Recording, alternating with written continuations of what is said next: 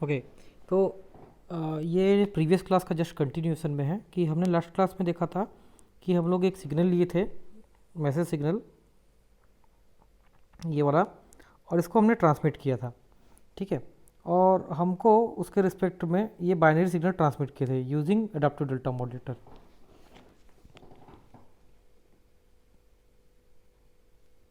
तो देखिए हमने इस टाइप का एक सिग्नल सेंड किया था विद ए क्लॉक पल्स।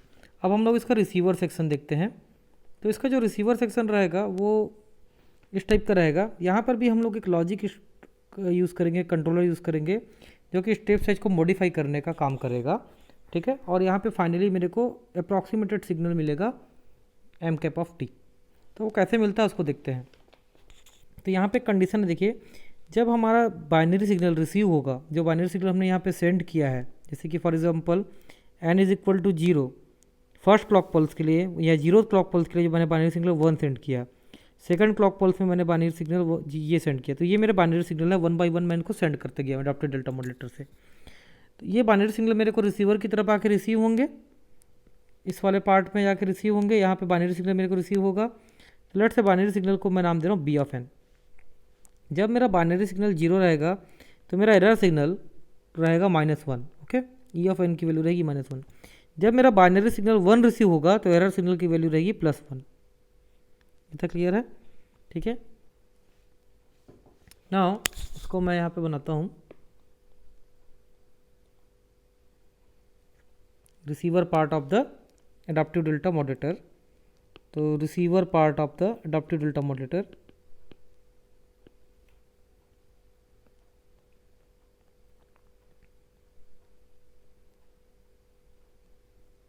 इसको अपन यहाँ कॉपी कर लेते हैं।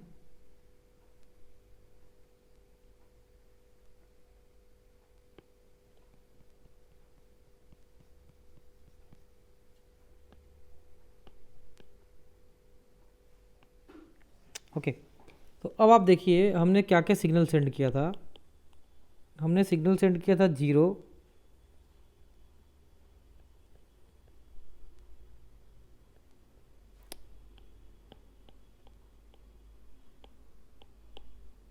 हमने ये सिग्नल सेंड किए थे 0 1 2 3 4 5, ये क्लॉक पल्स थे, उसके करस्पॉन्डिंग ये बाइनरी सिग्नल सेंड किया था, ठीक है। 1 0 0 0 1 1 0।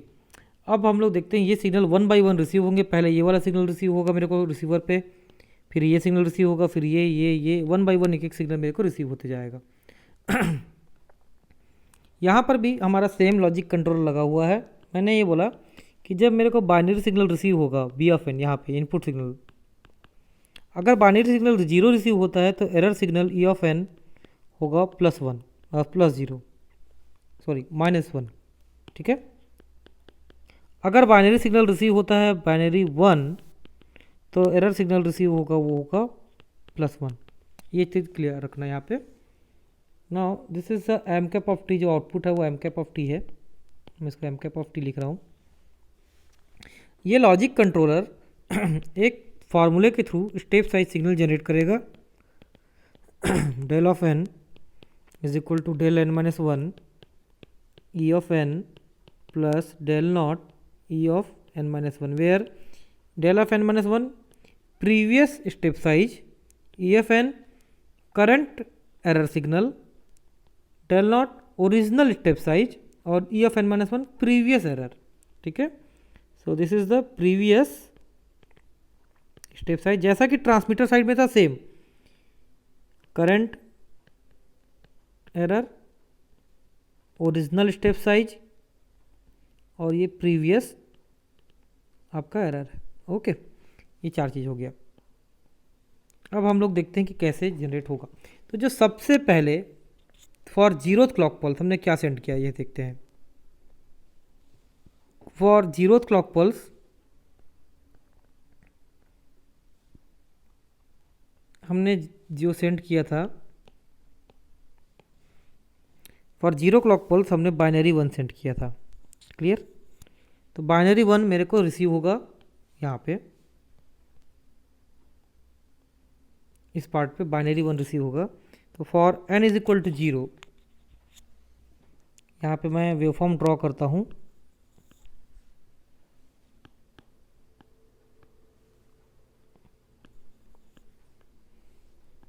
ठीक है, और ये ग्रीन कलर से मैं एम कैप ऑफ टी को ड्रॉ करूँगा output. M cap of T means this output of the receiver, इसको मैं ड्रॉ करूँगा यहाँ पे। तो यहाँ पे हम मार्क कर लेते हैं अपने क्लॉक पल्स को, n इज इक्वल टू 0 1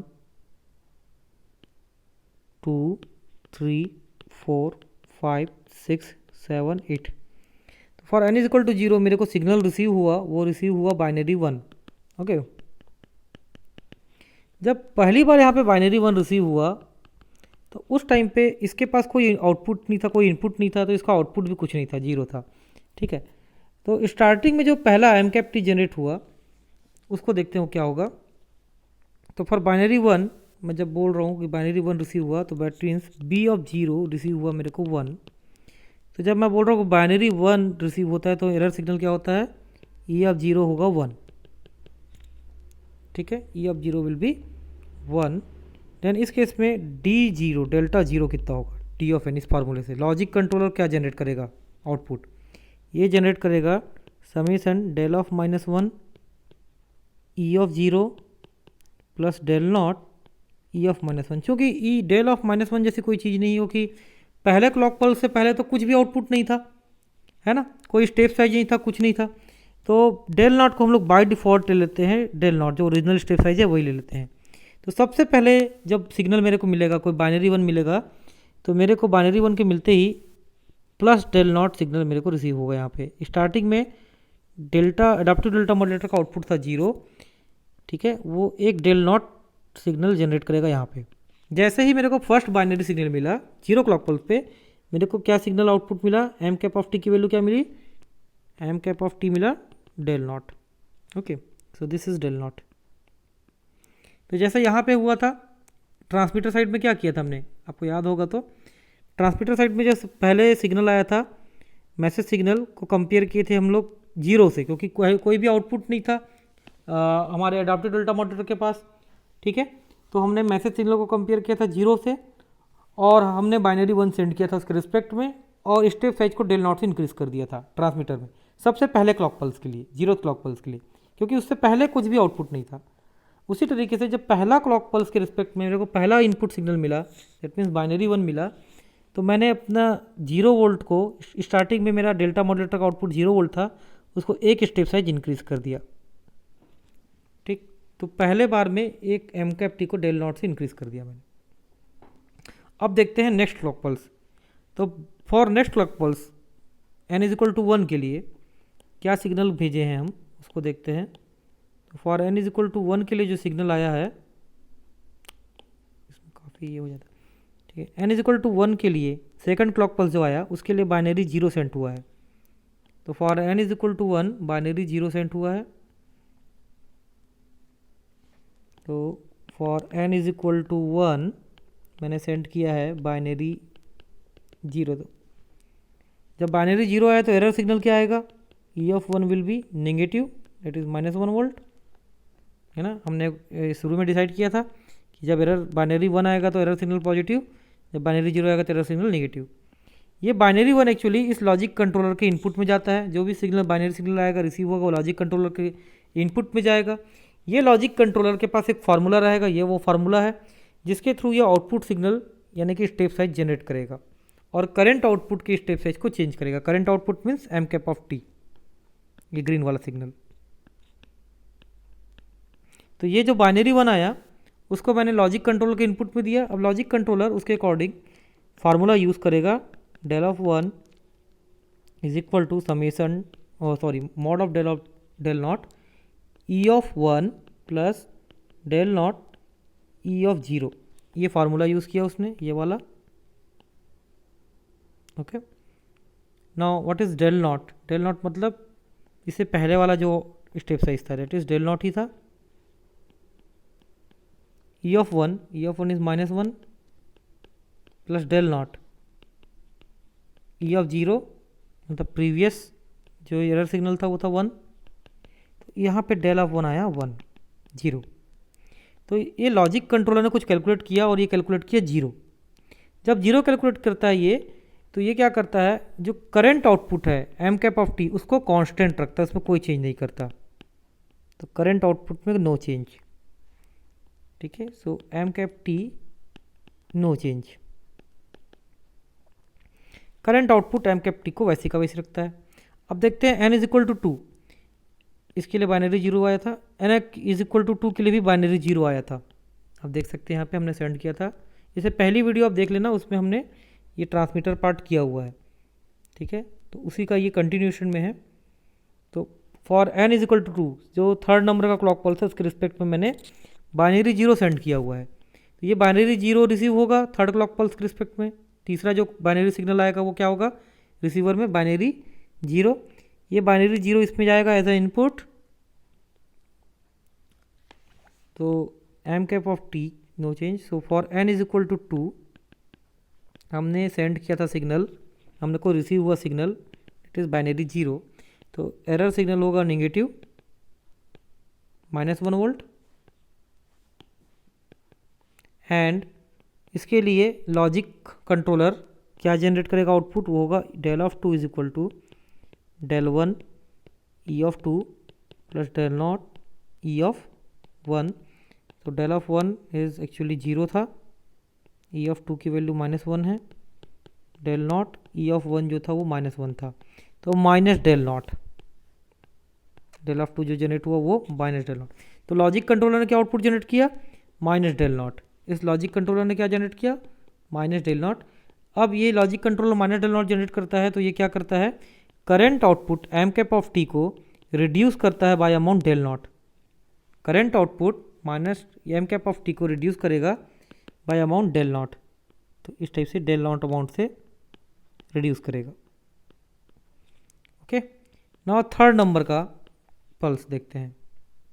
जो थर्ड नंबर का पल्स आया था उसके रिस्पेक्ट में हमने बाइनरी सिग्नल सेंड किया था। फॉर थर्ड नंबर के लिए हमने बाइनरी 1 सेंड किया था। तो थर्ड नंबर के लिए for n is equal to 3 हमने सेंड किया था बाइनरी 1। एरर सिग्नल क्या होगा, डेट मीन्स बाइनरी 1। तो लॉजिक कंट्रोलर का आउटपुट क्या होगा, डेल ऑफ 3, ये होगा del of 2 E of 3 del not E of 2। Del of 2 क्या है, माइनस डेल नॉट था, ई ऑफ 3 1 है, plus del not E of 2 -1 था। तो ये जीरो जनरेट किया लॉजिक कंट्रोलर ने थर्ड क्लॉक पल्स के रिस्पेक्ट में। जब थर्ड बिट आया, ठीक है, यानी कि सॉरी फोर्थ बिट आया, फोर्थ नंबर का इनपुट बिट आया, तो फोर्थ नंबर का इनपुट क्या आया, फोर्थ नंबर का बाइनरी पल्स आया 1। तो उसके रिस्पेक्ट में लॉजिक कंट्रोलर ने क्या जनरेट किया, जीरो मतलब current output M cap T में कोई चेंज नहीं, एम कैप टी में कोई चेंज नहीं, no change. So M cap T will be remain same. Now fourth number का पल्स, जो फोर्थ नंबर यानी कि सॉरी फिफ्थ नंबर आएगा, हमने जीरो से स्टार्ट किया तो n इज इक्वल टू 4 मतलब फिफ्थ नंबर का क्लॉक पल्स। तो देखिए for n is equal to 4 के लिए मैंने सेंड किया बाइनरी 1, उसी टाइप से आगे फिफ्थ 6 7 के लिए भी बाइनरी 1 सेंड किया है। तो n इज इक्वल टू 4 के लिए मैंने सेंड किया है बाइनरी 1। तो for n is equal to 4 binary signal send हुआ है binary 1, that means error signal होगा पॉजिटिव। तो लॉजिक कंट्रोलर क्या आउटपुट देगा, del 3 E4 del not E3 ये आएगा, इसकी वैल्यू 0, इसकी वैल्यू डेल नॉट, डेल 4 आएगा डेल नॉट।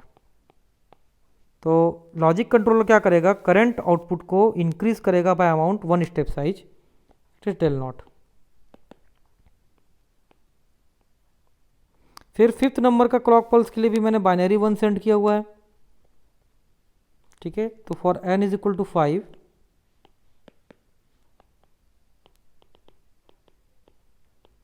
मेरे को बाइनरी पल्स मिला 1, एरर सिग्नल जनरेट हुआ पॉजिटिव। तो इस लॉजिक लेवल जो लॉजिक कंट्रोल है वो जनरेट करेगा del 5 is equal to del 4 E5 del not E4, इसकी वैल्यू है डेल नॉट, इसकी वैल्यू है 1 डेल नॉट 1। तो ये आएगा 2 डेल नॉट, ठीक है। मतलब जो करंट आउटपुट है वो इंक्रीज होगा by amount of 2 step size. So this 1 step size and 2 step size. उसी टाइप से छठवें नंबर में पल्स के लिए, छठवें नंबर n इज इक्वल टू 6 के लिए मैंने बाइनरी 1 सेंड किया हुआ है। For n is equal to 6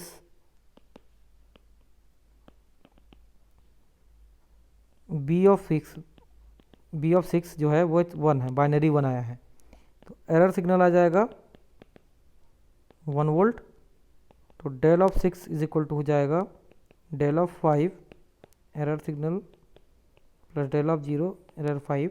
इसकी वैल्यू हो जाएगी, इसकी वैल्यू है 2 del not 1 plus del not into 1, that means 3 del not. तो डेल ऑफ 6 क्या आ रहा है देखो, 3 डेल नॉट। तो current output M cap T में 3 स्टेप साइज का इंक्रीमेंट होगा, ठीक है। तो current output M cap of T में 3 स्टेप साइज का इंक्रीमेंट होगा, 1 2 3। उसी टाइप से यहाँ के लिए बाइनरी बनाया है, इसमें 4 स्टेप साइज का इंक्रीमेंट होगा। तो इस टाइप से ये M cap T signal generate होगा एट द रिसीवर साइड, और इसको फिर हम लोग लो पास फिल्टर से पास करेंगे। तो लो पास फिल्टर इसके रिस्पेक्ट में एक जो है मैसेज सिग्नल जनरेट करेगा ऐसा, इस टाइप से, ठीक है। तो ये मेरा output of low pass filter है। तो ये रिसीवर की वर्किंग है। तो रिसीवर क्या कर रहा है, वो करंट आउटपुट को, ठीक है, जैसे इस पर्टिकुलर टाइम पे देखो n इज इक्वल टू 2 पे करंट आउटपुट को वो चेक कर रहा है प्रीवियस आउटपुट के साथ, ठीक है। जो बिट आ रहा है बाइनरी 0, तो अगर उसको इनकमिंग बिट बाइनरी 0 मिल रहा है, ठीक है, तो वो एक स्टेप साइज का डिक्रीमेंट कर रहा है जो करंट आउटपुट है। अगर उसको बाइनरी 1 मिल रहा है तो एक स्टेप साइज का इंक्रीमेंट कर रहा है। जैसे यहाँ पे एक स्टेप साइज डेल नॉट को इंक्रीमेंट किया, फिर उसको नेक्स्ट बाइनरी 1 मिला तो फिर उसने 2 स्टेप साइज का इंक्रीमेंट कर दिया, मतलब एक उस स्टेप साइज में इंक्रीज होते जा रहा है, ठीक है। पहले डेल नॉट था, फिर 2 डेल नॉट हो गया, फिर उसको बाइनरी 1 मिला तो 3 डेल नॉट हो गया। इस टाइप से वो स्टेप साइज को बढ़ाते जा रहा है, एक एक स्टेप साइज बढ़ाते जा रहा है हर बार, ठीक है। अगर फिर बाइनरी 1 मिलता तो 4 डेल नॉट हो गया। अगर अब जब तक उसको बाइनरी 0 नहीं मिलेगा, ये स्टेप साइज को ऐसे ही बढ़ाते जाएगा, इंक्रीज करते जाएगा। तो ये क्या कर रहा है, करंट इनपुट जो बाइनरी 1 आ रहा है, तो जब भी इसको बाइनरी 1 रिसीव हो रहा है तो ये आउटपुट को जो स्टेप साइज को बढ़ा दे रहा है, प्रीवियस वाले से एक स्टेप साइज ऊपर कर दे रहा है।